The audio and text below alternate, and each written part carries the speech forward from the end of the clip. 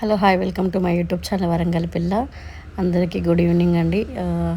అమ్మమ్మ దగ్గరికి వెళ్తున్నా. చాలా నైట్ అయింది. ఆటోస్ అస్సలు దొరకలేదు. ఆ తర్వాత మా ఇంటి పక్కన తాత హన్మకొండ హాస్పిటల్ వర్క్ చేస్తాడు, తను తీసుకెళ్తున్నాడు బండి మీద. చూసారు కదా, చాలా చీకటి అయింది. అప్పటికే మమ్మీ డాడీ వద్దంటున్నారు.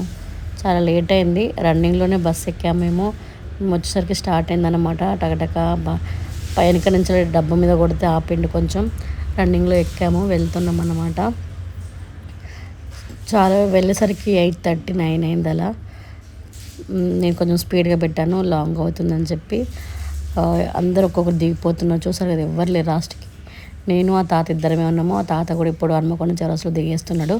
నేను హన్మకొండలో దిగానన్నమాట. ఒకదాన్నే ఉన్నాను నేను. ఆల్రెడీ నేను బస్ స్టాండ్లో దిగాక బావోళ్ళు రెడీగా ఉన్నారు. డాక్టర్ చూపెట్టి వెళ్ళారనమాట. కండక్టర్ ఇది టికెట్ చూపెట్టాను. బస్ స్టాండ్ వచ్చేసింది, దిగుతున్నాను అన్నమాట. ఇప్పుడు ఎవ్వరు లేరు, నేను ఒక తాతయ్య ఇద్దరమే ఉన్నామన్నమాట. చూసారు కదా, బస్ స్టాండ్ ఇది. దిగాను. ప్లాట్ఫారం 12 దగ్గర ఆగింది. ప్లాట్ఫారం 1 దగ్గర ఉన్నాడంట బావ. నడుచుకుంటూ వెళ్తున్నా. చాలామంది ఉన్నారు బస్ స్టాండ్లో. బట్ ఎందుకో నైట్ జర్నీ ఎప్పుడు చేయలేదు కదా, ఒక్కదాన్నే కదా. చూసారు కదా, ఇక్కడ వెయిట్ చేస్తున్నాడు అన్నమాట ఆటోలో. వెళ్ళి అడిగాను, లిఫ్ట్ ఇస్తారా అని. నవ్వుతున్నారన్నమాట.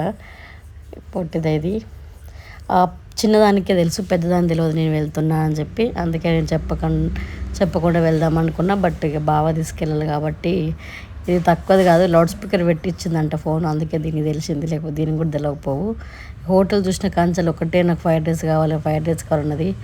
తిట్టేసి పెట్టినాయిగా. ఇక్కడ లొకేషన్ బాగుంది కదా.